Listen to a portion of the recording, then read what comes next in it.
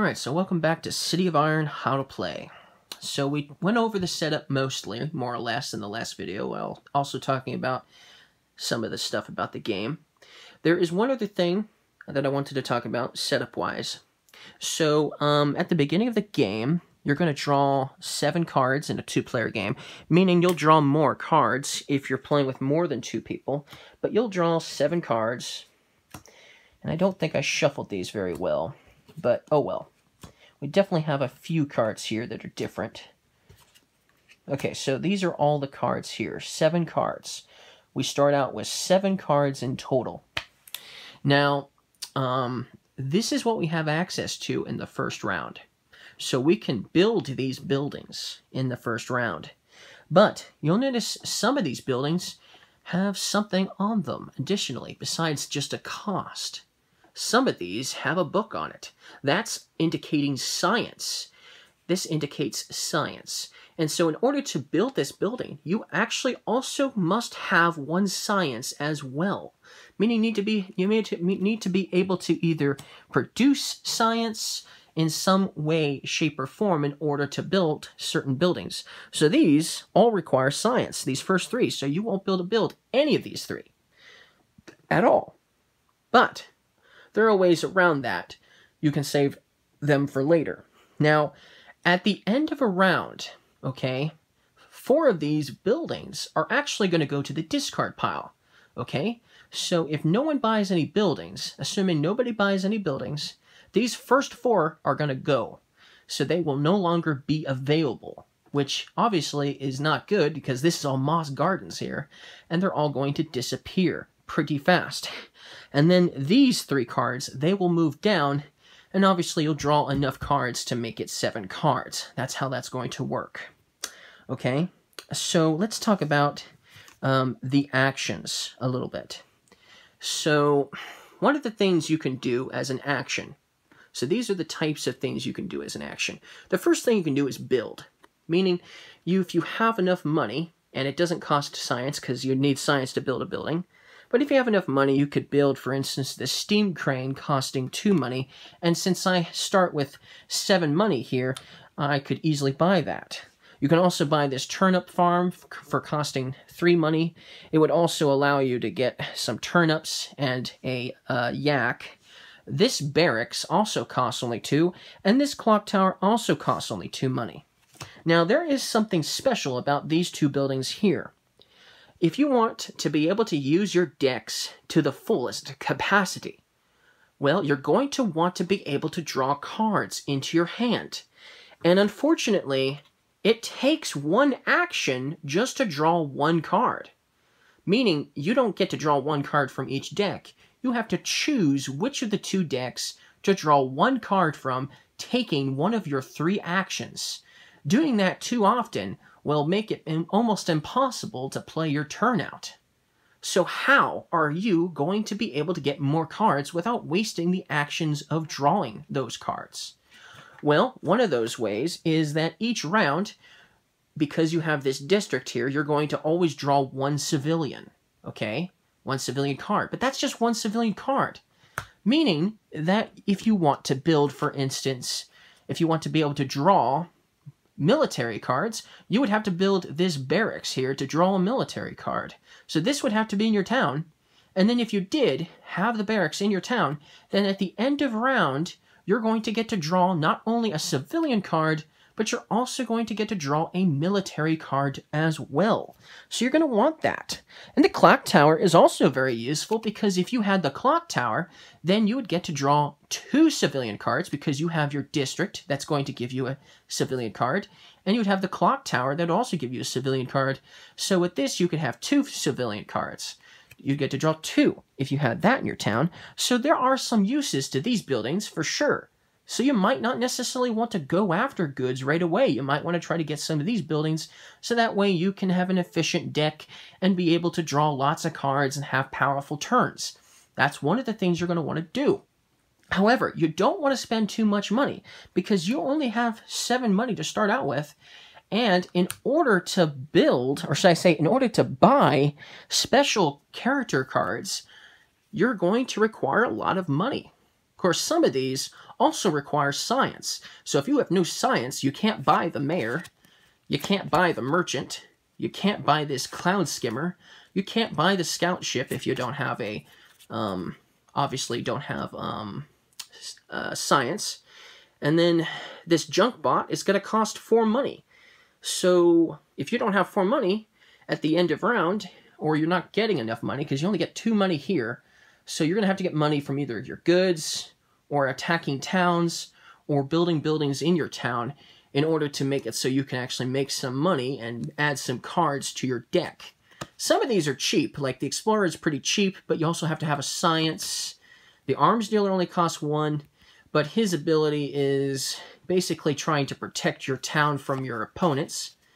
This one's a good one. The Engineer here, he only costs 3, and then as a free action, you can store a card.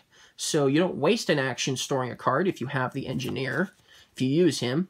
If you're having a hard time getting science books, well, this one only costs 3 to get, but if you decide to use the Scientist to get up to 2 science books, it's going to cost 2 money each. So this is a very expensive way of, not the most expensive, but it's fairly expensive in the beginning of the game. So some of these are very expensive. Ooh, the Tax Collector's good, only costs 2, and if you use him as an action on your turn, you can collect 3 money. So that's useful, right? If you decide to take the action Tax, you get 1 coin. But if you have a Tax Collector, you're getting 3 coins instead of 1, so that's better, right? If you have him. The Cargo Ship is nice, but it's going to require you to have a science and 3 money, but you can basically build a building for a cost of 2 coins less.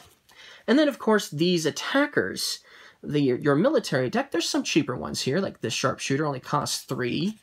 The Spy here, he only costs 3. But if he is involved in an attack, or you're using him to explore or something like that, or even just simply walking to a town, you get to draw a civilian card after the attack.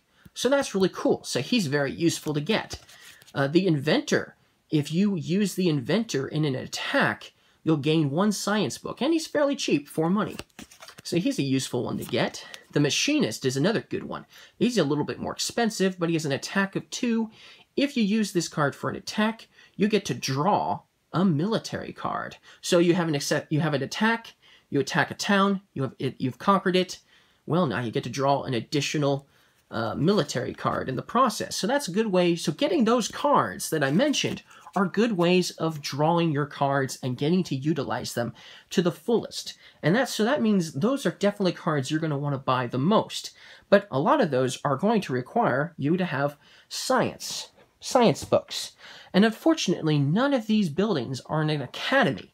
If you had an academy out, which costs 5 money, by the way, you could build that and you would produce 1 science book, basically, at the end of every round. So this way, then, you could finally start buying these, obviously, these buildings here that require you to have science, or certain characters that require science, for instance. That's something you can do.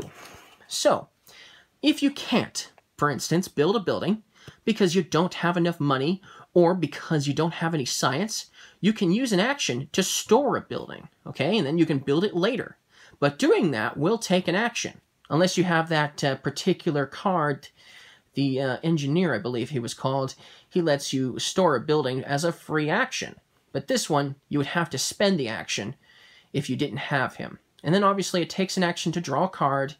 You notice this is the Tax. You can use a Tax to gain 1 coin. That's an action. But if you have the Tax Collector, you can get 3 coins instead. You can attack a town. That's an action as well. And it doesn't cost any money to attack a town.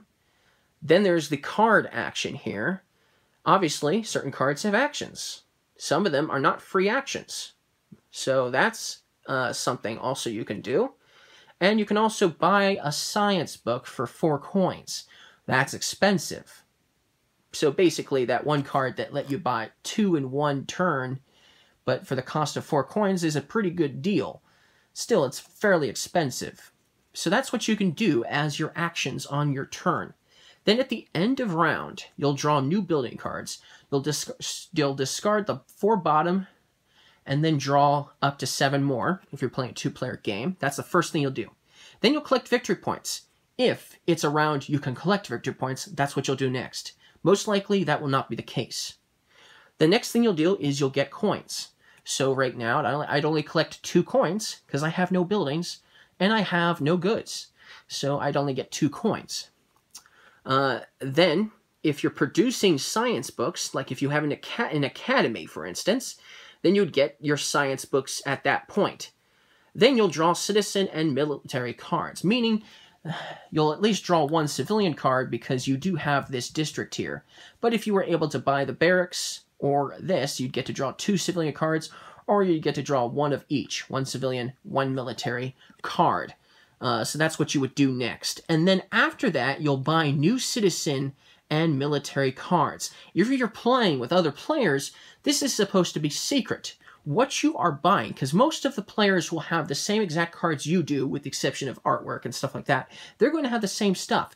And you want what you're going to buy is secret from your other opponents, because then they'll want to counterattack. Or maybe they won't go a certain route because you're going a certain route. So you don't want them to know what route you're taking by which citizen and military cards that you're going to buy. So you will separate them. You won't actually pay for them right away. You'll wait until the other players have all chosen the cards that they're going to buy. Then, what you'll do after that is you will all reveal the bought cards and then pay for them. So they will still know what you bought, but they won't know until it's too late. Until they can't do anything about it, they can't change their mind, they can't go back and say, oh, you know what, I don't want this card, I think I'll take this instead. They won't be able to do any of that, because they already have chosen, and they will already have passed the point of no return, and then they will obviously pay for the cards that they bought. So remember, if you're buying cards, you better make sure you have enough money before you decide to choose them, because you're supposed to buy them after everyone has seen your cards. So that's something to note, that you're going to have to do this in that exact order. But that's what you're going to do at the end of a round. You're going to do all of that stuff, and then you'll be back to square one, taking 3 actions, 1 at a time, per round, okay? So that's basically how you play the game, more or less. I think I explained it fairly well.